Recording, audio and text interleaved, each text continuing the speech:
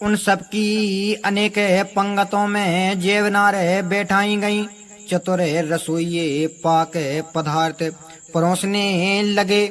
स्त्रियां झुंड बनाकर देवताओं को भोजन कराते देख मीठी बाणी में गालियां देने लगीं। सिया राम।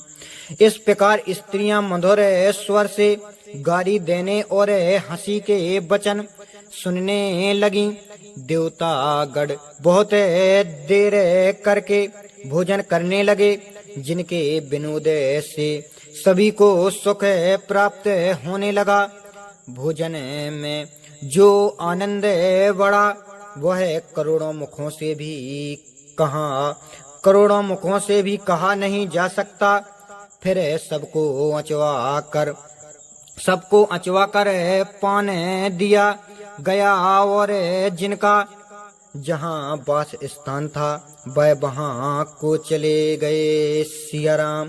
फिर मुनियों ने आकर हिमावंत को लगने मुहूर्त सुनाया। तब विवाह का समय देखकर समस्त देवताओं को बुलावा भेजा गया। सिया राम। इस प्रकार सब देवताओं को आदर पूर्वक बुलाकर सबको यथा योग्य आसन दिया गया और वेद विधान अनुसार वेदी को सजाया गया। सुंदर स्त्रियां सुमंगल गीत गाने लगीं। सिया राम। तब एक अत्यंत मनोहर सिंहासन है, जिसका वर्णन नहीं हो सकता और जिसको स्वयं ब्रह्मा जी ने बनाया था, उस पर भगवान श्री महादेव जी ब्राह्मणों को सिर नवाकर और हृदय में अपने प्रभु स्वामी श्री रामचंद्र जी की प्रभुता का स्मरण कर बैठ गए। सिया राम। फिर मुनियों ने श्री पार्वती जी को बुलाया तो उनका श्रृंगार करके सखियां लेवा लाईं। उनके रूप को देखकर सारे देवता मोहित हो गए।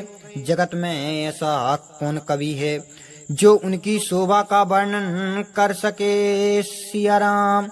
उन जगदम्बिका को श्री महादेव जी की स्त्री और संसार की माता जानकर देवताओं ने मन ही मन में प्रणाम किया, क्योंकि वे भवानी पार्वती जी सुंदरता की मर्यादा हैं, जिनकी शोभा करोड़ों मुखों से भी वर्णन नहीं की जा सकती। सिया राम।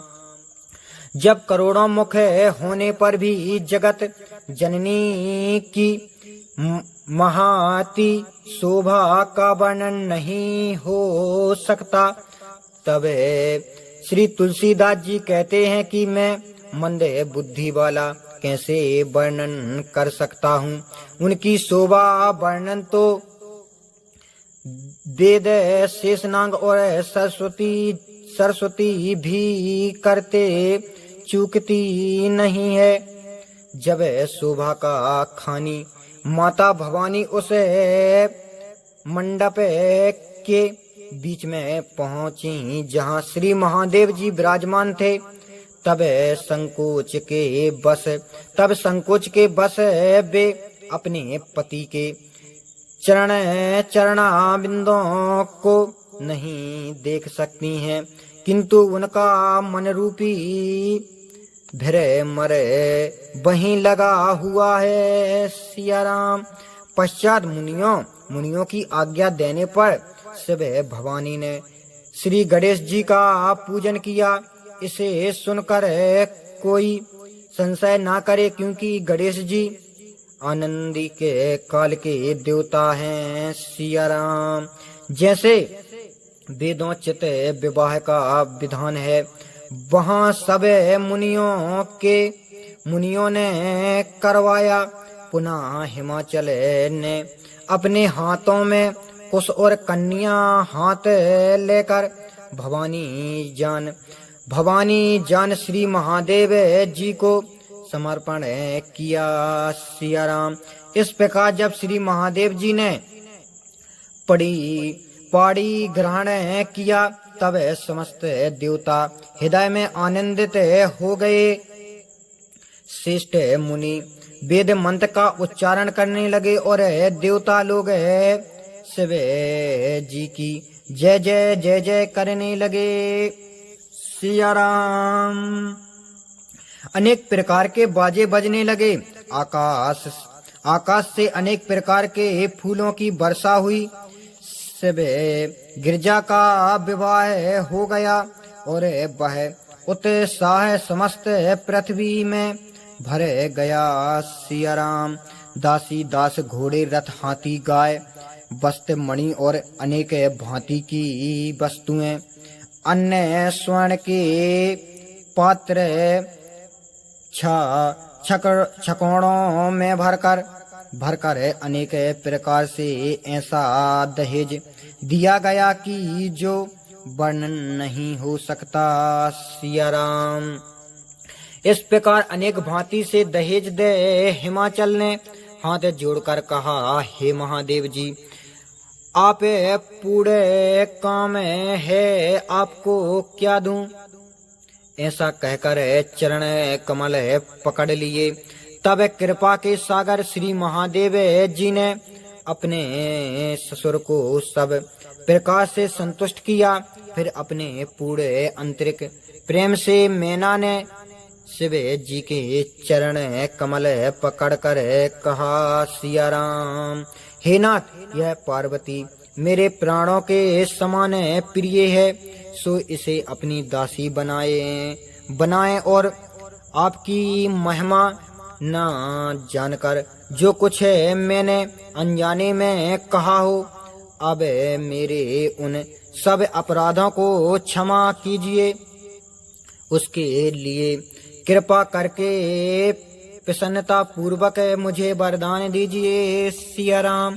तब महादेव जी ने अनेक भांति से अपनी सासों को समझाया और वहां उनके चरणों में सिर नवाकर घर में चली गईं। तब माता ने पार्वती को बुलाकर गोदी में लेकर यह शिक्षा दी कि, सिया राम, हे बेटी, सर्वदा ही श्री महादेव जी के चरण कमलों की पूजा करना, क्योंकि स्त्रियों के लिए पति से बढ़कर दूसरा देवता नहीं है। ऐसा कहते हुए नेत्रों में जल भर लाई और फिर कुमारी को छाती से लगा ली और कहने लगी, सिया राम, ब्रह्मा ने संसार में स्त्री जाति का सृजन ही क्यों किया है, जो सर्वदा ही पराधीन रहती है और जिसे सौपन में भी सुख नहीं मिलता।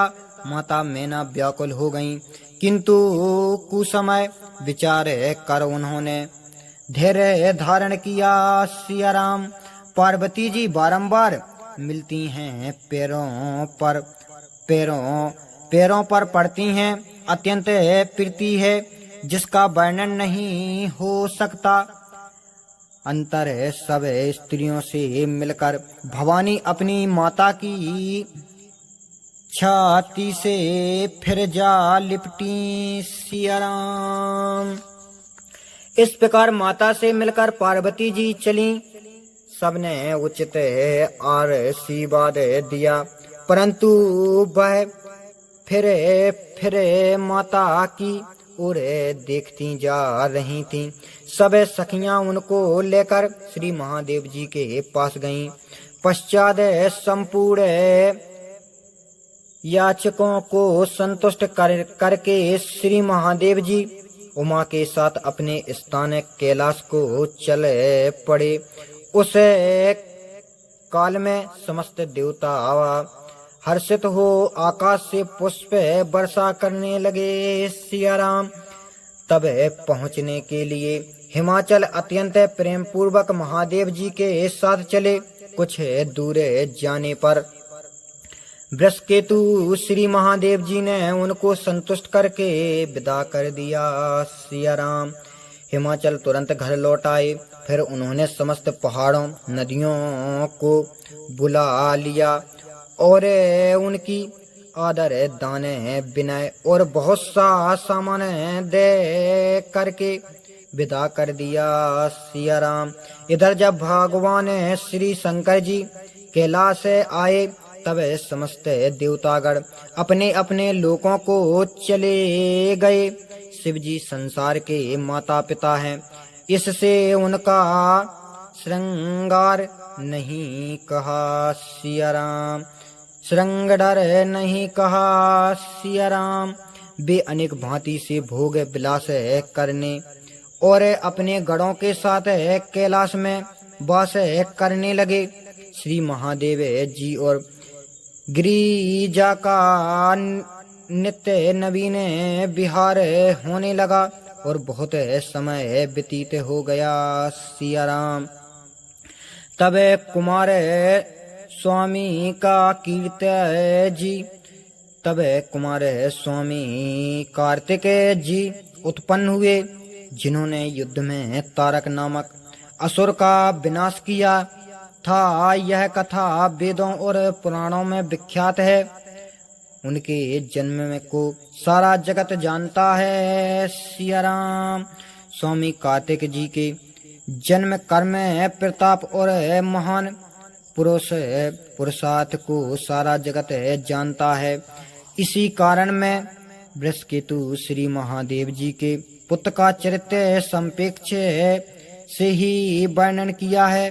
शिव और उमा के विवाह की इस कथा को जो स्त्री पुरुष सुनेंगे और गान करेंगे वे अपने कल्याण कारक कार्य और विवाह आदि के मंगल में सर्वदा ही सुख लाभ करेंगे सिया राम। श्री महादेव जी का चरित्र समुद्र है, वेदों को भी नहीं पार मिला है। तब मैं अत्यंत मंद बुद्धि वाला गवार तुलसी किस प्रकार से वर्णन कर सकता हूँ सिया राम।